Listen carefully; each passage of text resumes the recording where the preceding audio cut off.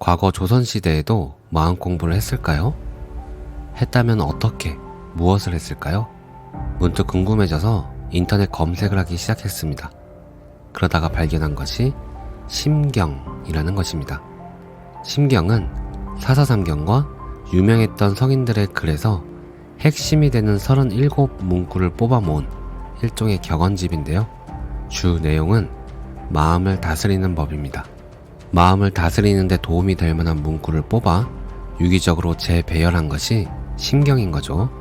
우리나라에 이 책이 들어온 것은 조선 중기인데요. 그 즉시 큰 인기를 끌어서 제하의 선비부터 임금까지, 그리고 막 학문을 시작한 사람부터 대학자까지 심경을 읽으며 마음을 다스렸다고 합니다. 태계 이왕은 이렇게 말했습니다.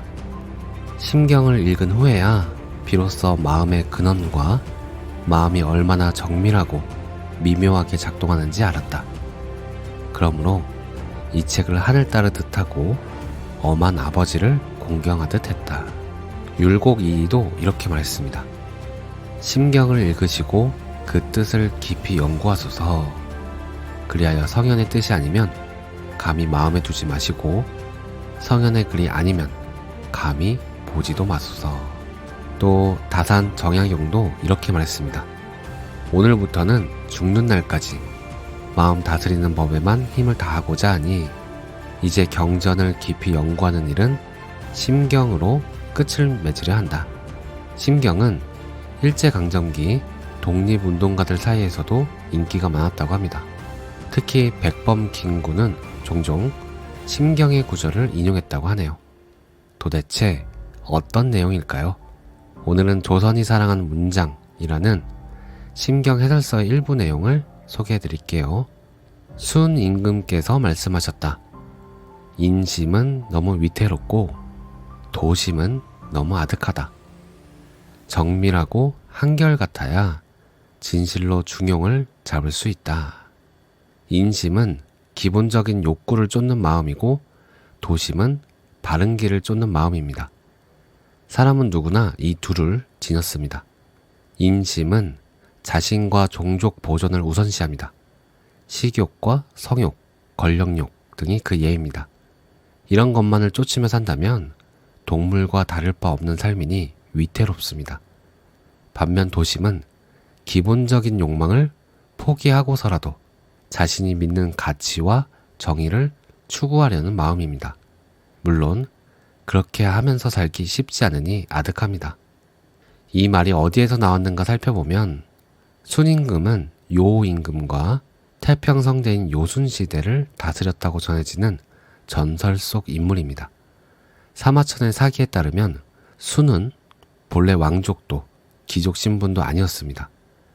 일찍이 어머니를 여의고 의붓 어머니 밑에서 자랐으며 농사를 짓고 시장에서 질그릇도 구워 팔던 평범한 백성이었습니다.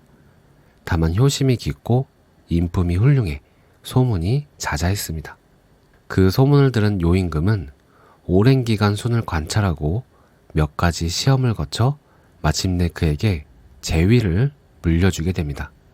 임금이 된 순임금은 제도를 정비하고 윤리와 규범을 세웠습니다. 또 형벌이 아닌 교화를 앞세우는 정치로 나라를 평안히 다스렸습니다.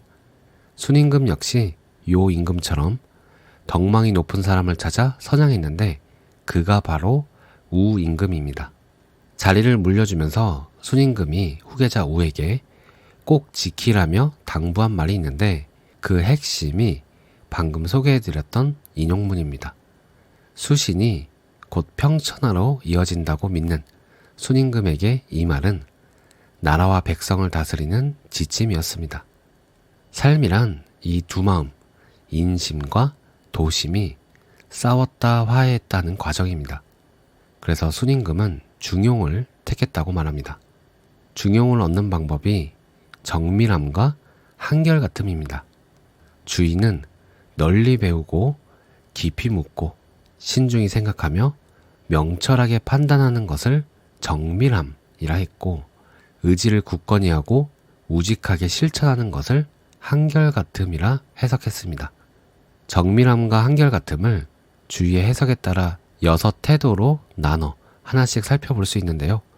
이 부분은 나 자신에게 대입해보고 어떤 부분이 부족한지 살펴보는 것도 재밌습니다. 먼저 널리 배움은 지식을 쌓는 것을 말합니다. 모르고서는 잘할 도리가 없습니다. 무엇이든 잘하고 싶다면 우선 배워야 합니다. 나의 마음가짐을 바꾸고자 한다면 우선 나의 마음을 알아야 합니다. 나의 감정과 행동 패턴을 알아야 합니다. 유독 내가 취약한 감정과 자주 반복되는 행동이 있을 것입니다. 그리고 나를 넘어 내가 속한 세상까지도 알아야 합니다. 다음 깊이 물음은 문제의식을 품는 것입니다. 깊이 공부의 알을 얻으면 자연히 의문점이 생기기 시작합니다. 나는 왜 여태 마음을 이렇게밖에 쓸 수 없었을까? 왜 고마운 상황에서 도리어 화를 냈을까? 등 기존에 당연시해 오던 것들에 의문을 제기하는 것입니다. 그것도 단편적인 궁금증이 아니라 간절한 물음입니다. 그래야 진정 변화하고자 하는 의지가 생깁니다. 다음, 신중히 생각함은 문제의식을 가졌다면 이제 자신과 자기 주변에서부터 무엇을 할 수 있을지 생각하는 것입니다. 산 정상에 오르고 싶다고 해서 당장 이룰 수 있는 것은 아닙니다. 한 걸음, 두 걸음, 조금씩 내딛어야 합니다. 그러다 보면 어느새 정상에 이르게 됩니다. 생각도 그러해야 합니다. 우선 어떻게 시작할지 차근히 고민해 봐야 합니다. 사회가 부조리하다면 나 역시 거기서 자유롭지 못합니다. 경쟁이 치열한 사회라면 나 역시 그 가치관에 물들어 있을 가능성이 큽니다. 그러므로 경쟁이 싫다면 내 안에 경쟁의식을 먼저 버려야 합니다. 재산, 외모, 직위 등 외적인 가치로 평가하는 세상을 바꾸고 싶다면 먼저 나부터 그런 생각을 반성하고 바꾸어 나가야 합니다. 다음, 명철하게 판단함은 앞에 세 가지를 종합해 판단하는 것을 말합니다. 먼저 지식을 갖추고 문제의식을 품고 어떻게 실천할지 신중히 생각합니다. 명철하게 판단을 내리려면 많은 연습과 노하우가 필요합니다. 머릿속에 떠오른 그 실천의 장점과 문제점 등을 자세히 노트에 적어 객관적으로 보려는 시도도 한 방법이 될 수 있습니다. 이런 과정을 거쳐 판단을 내렸다면 이제는 의지를 굳건히 하고 우직하게 실천하는 것으로 이어져야 합니다. 의지를 굳건히 함은 흔들리지 않는 것을 뜻합니다. 공자는 명철하게 판단하고 행동하기 위해서는 무엇보다 신중해야 한다고 말했습니다. 하지만 이런 공자도 너무 신중해서 무엇이든 꼭 3번은 숙고했던 제자에게 생각은 2번이면 충분하다, 이렇게 조언한 일이 있습니다. 명철하게 판단을 내린 이후에 필요한 것은 신중함이 아닌 굳건함입니다. 계속 숙고만 해서는 몇 걸음 내딛지 못한 채 제자리에 멈추고 맙니다. 알을 갖추고 깊이 묻고 신중히 생각해 명철한 결론을 내렸다면 이제는 험난한 상황에서도 타인의 말에도 결코 흔들리지 않는 의지를 지녀야 합니다. 나의 길을 믿고 당당히 걸어가야 합니다. 끝으로 실천을 돈독히 함은 우직하게 실천해 가는 것을 뜻합니다. 그리스 철학자 아리스토텔레스는 제비 한 마리가 난다고 해서 봄이 오지는 않는다 라고 했습니다. 분명 제비는 봄의 전령입니다. 하지만 고작 한 마리를 보고 봄이라 단정할 수는 없습니다. 봄이 되려면 새싹이 나고 포근한 바람도 불어와야 합니다. 이처럼 한 번의 실천으로 되는 일은 없습니다.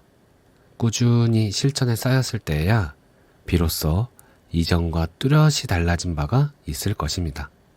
다만 여기서 주의할 점은 의지와 실천의 순서를 기계적으로 이해해서는 안 된다는 것입니다. 꼭 의지를 굳건히 한 후에 실천할 수 있는 건 아닙니다. 의지가 굳건해야 잘 실천할 수 있지만 반대로 실천을 반복하다 보면 의지가 굳건해지기도 합니다. 둘은 상호 보완적입니다. 그렇다면 중용이란 무엇일까요? 간단히 말해 중용은 매사에 알맞게 대응하는 것입니다.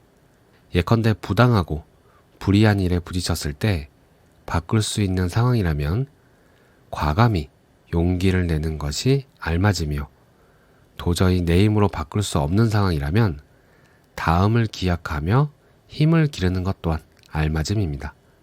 이처럼 매 순간의 상황을 깊이 고려해 적절한 판단을 내리는 것이 중용입니다.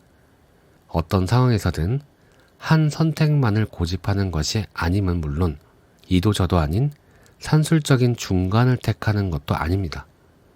중용은 유교에서 말하는 가장 이상적인 삶의 방식입니다.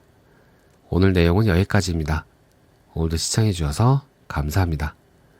오늘도 당신이 최고입니다.